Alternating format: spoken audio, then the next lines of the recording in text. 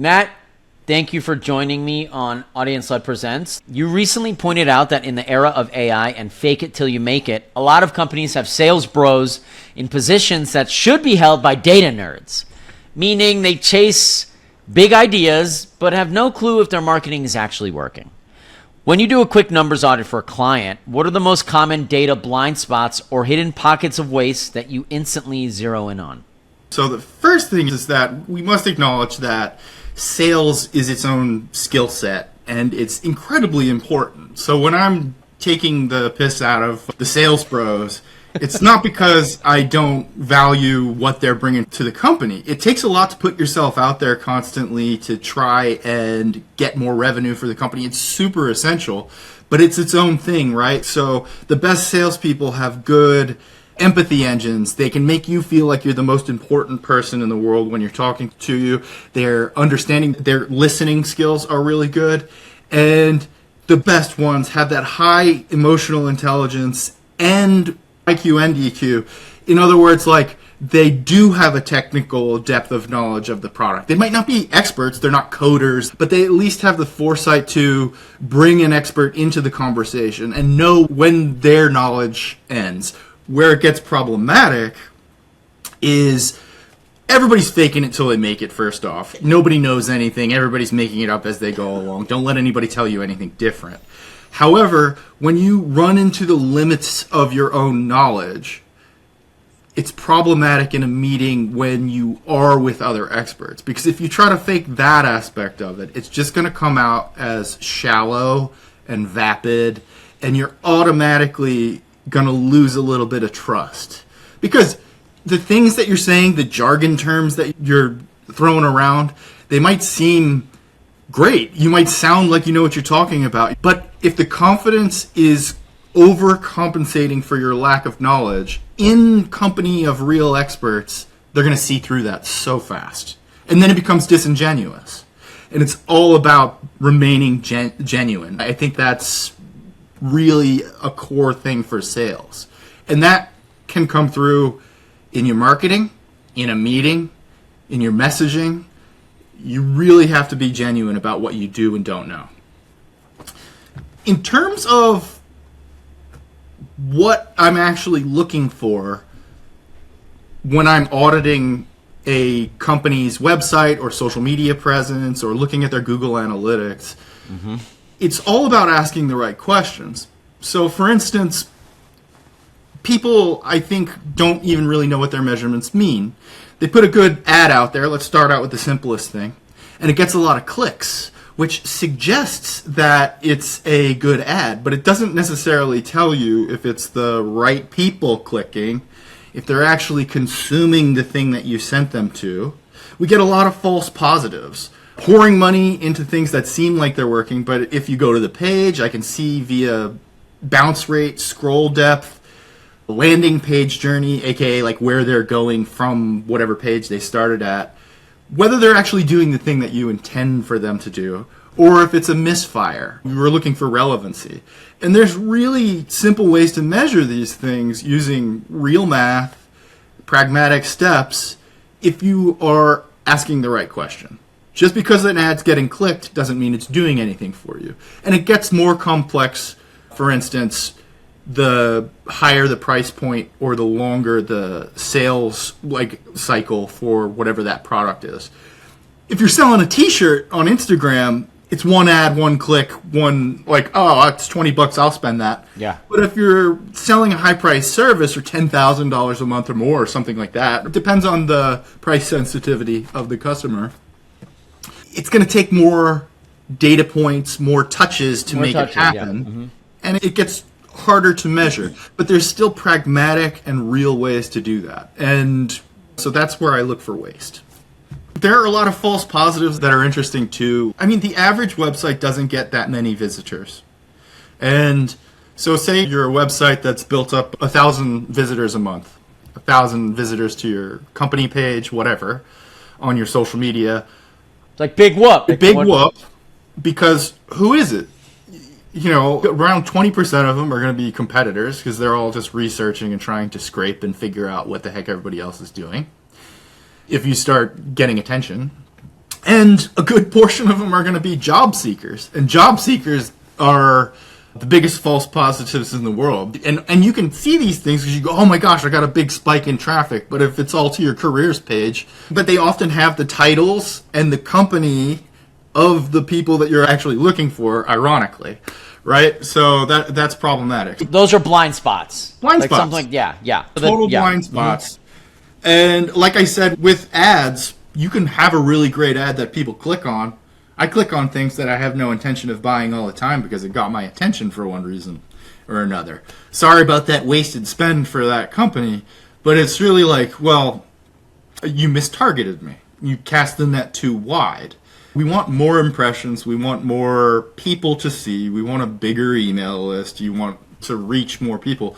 But I think that in the way that information works right now, with AI search becoming prevalent, I actually think that we need to go through it and come back on the other side where we're doing things in smaller batches, smaller, more researched batches, more traditional marketing in general, where it's person to person. Perfect. It's just so funny because with the AI, it helps you scale and get cast a wider net, but then the snake is eating its tail. It's like, no, we actually kind of have to go back to this targeted approach that is more human. So Matt, you recently called out the absolute epidemic of AI slop outbound emails hitting your inbox daily, hitting our inboxes daily. Specifically, how scraper bots mask themselves behind a generic "I noticed your website" line. If cold outreach isn't dead, but vanilla automation is, what does a genuinely personalized, high-context message look like that doesn't trigger an executive "this is hogwash" radar?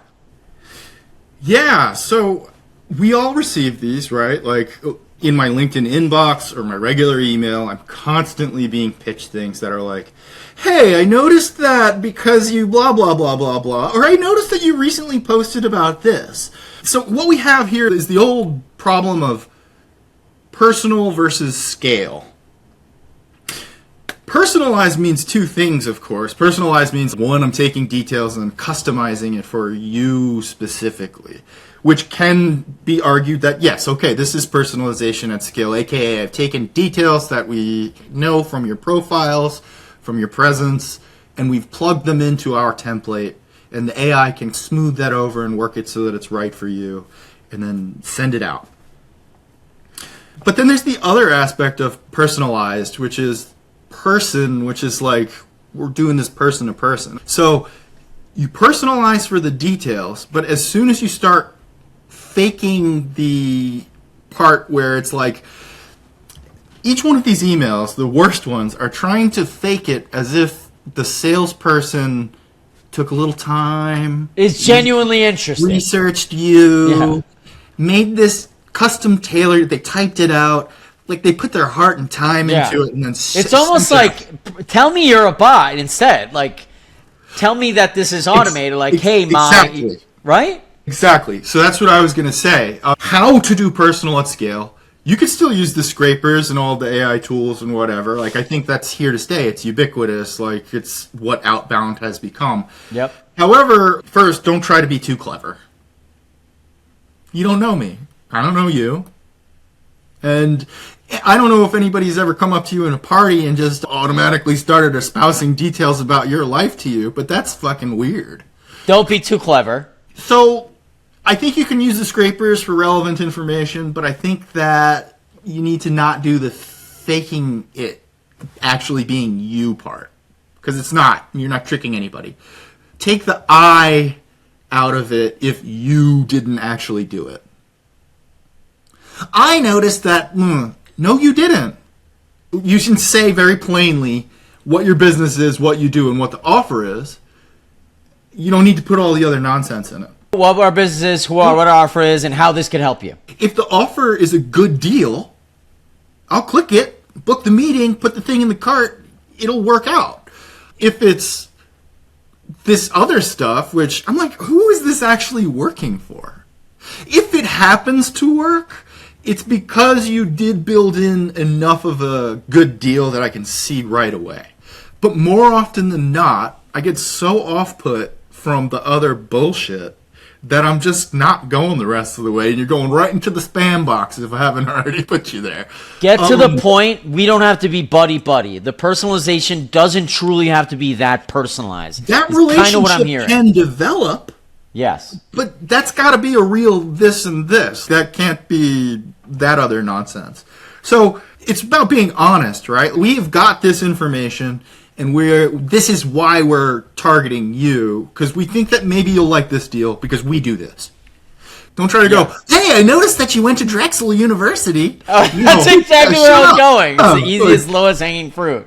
Yeah, but so personalization versus scalability is like, after a certain point, we accept that your personal authenticity dies at scale. Like, you just can't do it. It's counterintuitive, and that's what we spent a whole lot of time trying to figure out. How do we still appear as ourselves to the masses? And the truth of the matter is you just can't do it, but they're still trying to do it. Okay, at first when these new technologies come out, they work for a short period of time because there's a novelty factor to it. Yeah, it's kind AISDR. of Let's whatever. Get it. Like, ooh, let's try this.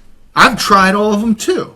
So there's these two dichotomies. There's personal versus scaling. There's this balance that needs to be achieved that is being done poorly in the worst cases.